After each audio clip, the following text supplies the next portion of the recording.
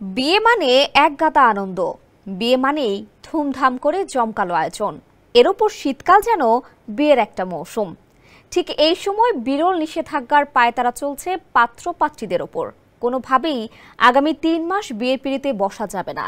ঠিক এভাবেই আদালতের কাছে আর্জি জানিয়েছেন এক আইনজীবী। কেন তিনি বিয়ে নিয়ে খেপলেন, এর পেছনে কি যুক্তি তার? এসব প্রশ্নের উত্তর জানাচ্ছেন আবিদ হাসান। তীব্র বায়ু দূষণের কবলে পাকিস্তান, বাধ্য হয়ে বন্ধ করে দেওয়া হয়েছে পাঞ্জাবের স্কুল। সরকারি অফিসে অর্ধেক কর্মী অনলাইনে কাজ করছেন। ভারী যানবাহন চলাচলের ওপরও সম্পূর্ণ নিষেধাজ্ঞা জারি করা হয়েছে। দূষণ ও ধোঁয়ার কারণে ক্রমাগত বেড়েই চলেছে রোগের সংখ্যা। একমাত্র ওয়ালটন এসি দিচ্ছে 1 বছরের রিপ্লেসমেন্ট গ্যারান্টি।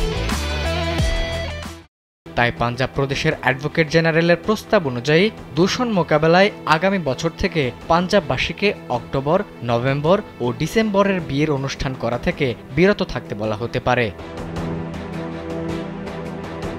এছাড়া অ্যাডভোকেট জেনারেল লাহোরের হাইকোর্টকে আরও অবহিত করেছেন যে সরকার ধোঁয়া সম্পর্কিত একটি দীর্ঘমেয়াদী পরিকল্পনা তৈরি করেছে। সেই পরিকল্পনার অংশ হিসেবে ধোঁয়া মোকাবেলায় আগামী বছর যুবক যুবতীদের অক্টোবরে বিয়ে করতে বলা হবে। তাদের নভেম্বর, ডিসেম্বর ও জানুয়ারিতে বিয়ে এড়িয়ে চলতে বলা হবে। এ বিষয়ে প্রশাসনের যুক্তি, বিয়ের অনুষ্ঠানে শব্দবাজি, আতশবাজি পোড়ানো হয়, যার ফলে বৃদ্ধি পায় দূষণ, যার ফলে দেয়া হয়েছে এই নির্দেশনা। বিচারপতি শহীদ করিমের নেতৃত্বে হাইকোর্টে ক্রমবর্ধমান ধোঁয়া প্রশমনের জন্য দায়ের করা একগুচ্ছ আবেদনের শুনানি পুনরায় শুরু করার সাথে সাথে পাঞ্জাব অ্যাডভোকেট জেনারেল এই মন্তব্য করেছেন। এ বিষয়ে সরকারের অবস্থান তুলে ধরে অ্যাডভোকেট জেনারেল বলেন, এ বিষয়ে প্রতিটি বিভাগকে একটি করে কাজ দেওয়া হয়েছে। ধোঁয়া নির্গত হয় এমন যানবাহন এখন রাস্তায় চলবে না।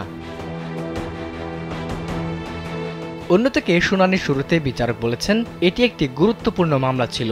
পাকিস্তান সরকারের এখানে উপস্থিত থাকা উচিত ছিল।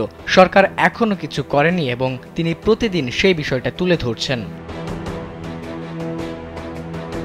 বিশ্বব্যাপী সবচেয়ে দূষিত শহরের এয়ার কোয়ালিটি ইন্ডেক্স তালিকার শীর্ষে রয়েছে পাঞ্জাবের প্রাদেশিক রাজধানী, দ্বিতীয়তে ভারতের নয়াদিল্লি এবং তৃতীয় স্থানে রয়েছে কঙ্গোর গণতান্ত্রিক প্রজাতন্ত্রের কিনশাসা। আবিদ হাসান, কালবেলা।